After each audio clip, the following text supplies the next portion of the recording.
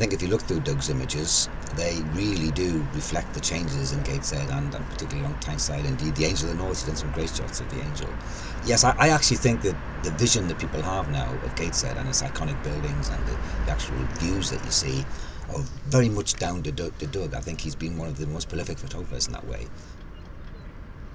The council used one of his images of the angel in the snow on one occasion. Like many photographers, I've taken photographs of the angel on lots of occasions, and it's quite hard to get something that's really different. It's been photographed by so many people, so many times.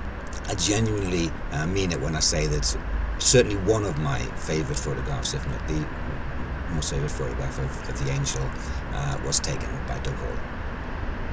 We use Doug's photographs a lot in council news. We would book him to take specific shots of specific things, and quite often they would end up on the front cover because they were so good. Doug was really easy to work with. Although you shouldn't choose a photographer for that reason, that did make a big difference to why we chose him. He always over-delivered. He took more photographs than you ever needed, thought of every angle that you ever needed, and if you weren't happy, he'd come back and do it again for free. He thought of things while you were there. You didn't have to necessarily brief him before you got there. He had loads of ideas when you got there, brought a bit of imagination to every shoot, and that showed in the work that he produced.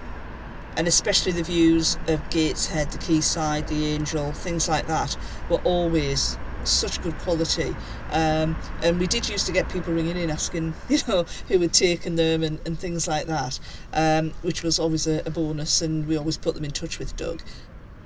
He even came back in the winter. He would get out of bed when it snowed and think Gateshead would want a shot of the angel with snow on it, and he would go and spend loads and loads of time, whatever time of day or night, to come and get the photographs that he knew that we would want.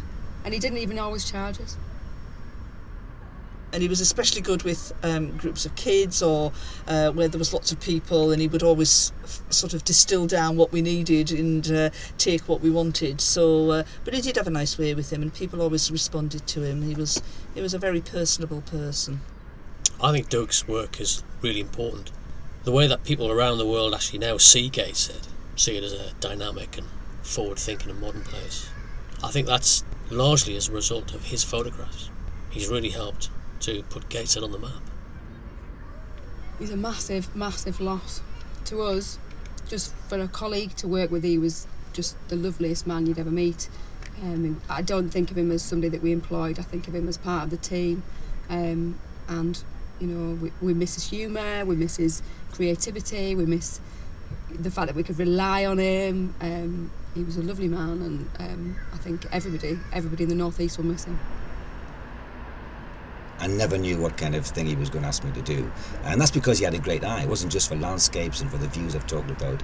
He actually had sensitivity, depth of character, and he came across as a real person, not just a professional photographer, and an excellent one.